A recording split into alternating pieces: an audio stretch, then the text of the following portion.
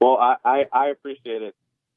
If I may make one comment, which may open a can of worms, and you can say we're not going back to that. I'm not doing it, but I've been wanting to get your insight on this.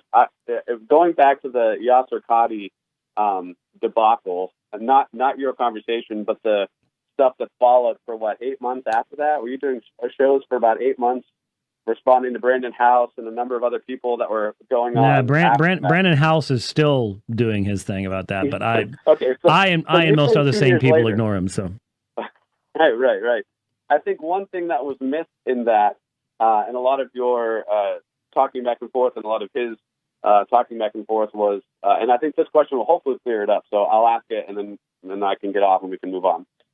If Yasser Qadhi got a chance to influence all of our government somehow, and they agreed to be under his teaching, because in Islam, as I understand it, it's not a presentation of a gospel where someone kind of accepts it. It's more of, okay, you're doing this, and now we kind of teach. It's submission. That's what Islam means, submission. So yeah, right. And so there's principles, and Yasser Qadhi would be. So if Yasser Qadhi influenced our government in that way, would that be a good thing or a bad thing for the United States?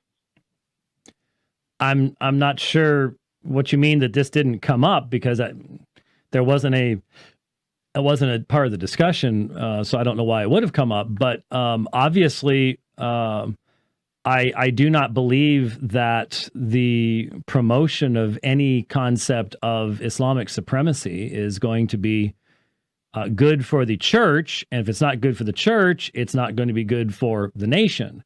Now, what we're facing today really that muddies the waters just a little bit is the fact that we have a governmental entity that is secularizing.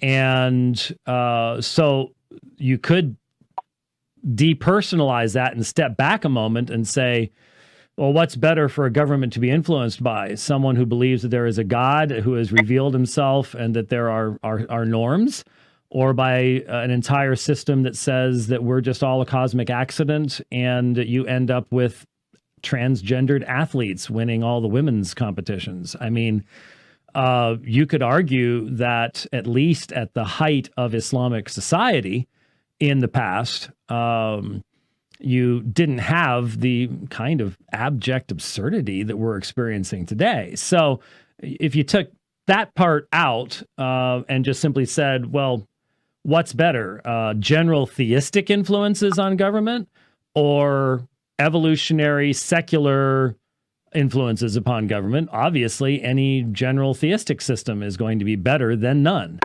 So you could put together a list, I suppose, in light of that.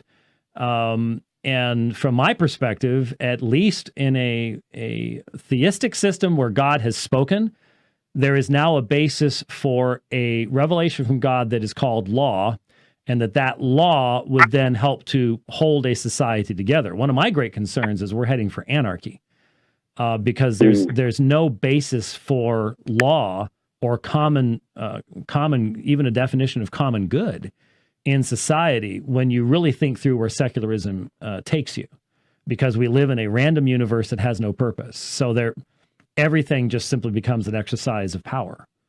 You don't have, and you can't check power.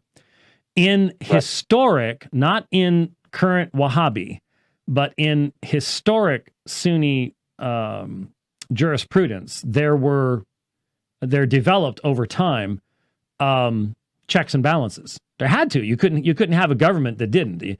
Even the jihadi spirit was constrained by rules. And now, obviously, I don't think that the Islamic system represents God, and therefore it's not consistent, and therefore it can't hold up, and that's why it fell apart.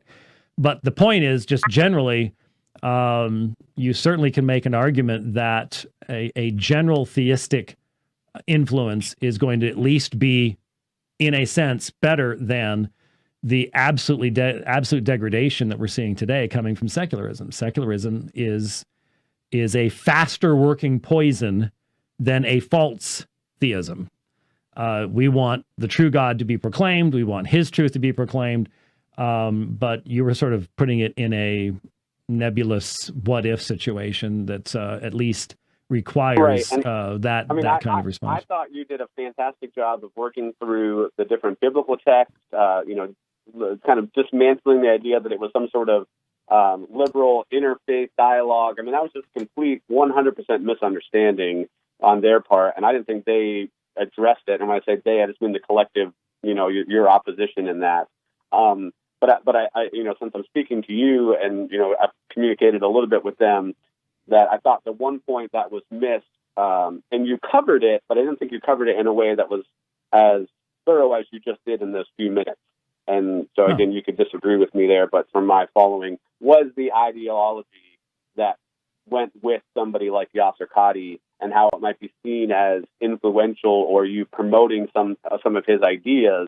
And so they were making a very broad connection between Dr. White is giving Yasir Qadhi a platform.